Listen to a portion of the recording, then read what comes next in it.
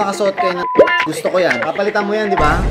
Yan. 1,250,000. May kasama pa iced tea. Walang iced tea. Oo, medyo pricey boss ha. Pasensya mo na. What's up guys? Another watch, another day. May second client for the day. Kamusta? Welcome to the 31st. Kamusta po? How are you? How's everything po? Wow! Kamusta ang welcome drinks namin, ma'am? Okay ba? Matamis. Matamis.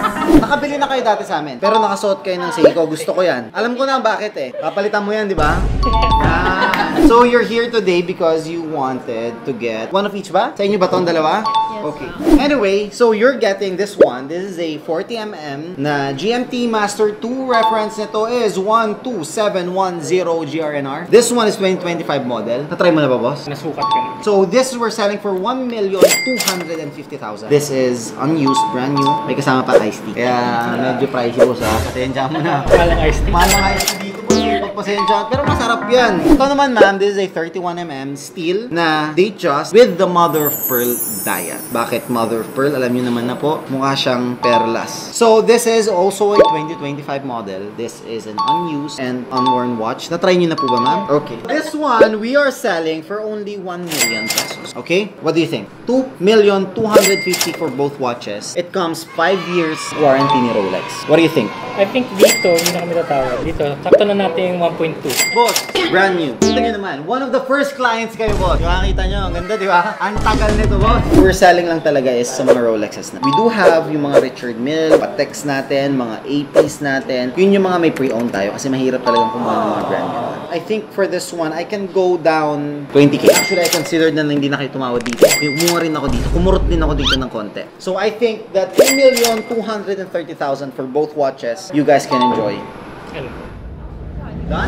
Done! Thank you so much. Alright, sige. What are your mode of payment? Cash. Okay, sige. So, we will just resize this to your wrist.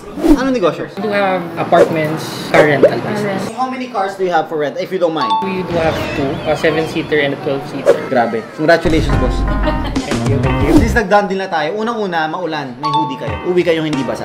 Next, is syempre, alam ko nakapag-iced na kayo, boss, dito. Pero, we have this Dungeon coffee. So, if you guys are open to coffee, are you guys open to coffee? Latte, signature latte, hot, kasi medyo malamig eh. I'll be right back. Pin natin sa bar natin. Tara, samahan nyo ako. May Dungeon coffee daw talaga po eh. Kagagawa, sarap yan. Check natin. Pag di ako tinaman, gumawa mo ako ng 2 hot lattes. Okay? Ikaw na gumawa. Kaya mo na yan. Check ko kung magaling talaga yung gumawa tomato. Hindi. Ay. Sige na nga, ako na nga. Sinita ako ni paring G. Ayoko saan na gumawa eh. Sige, ako na lang gagawa. Gawa natin yung client natin. Peace, no?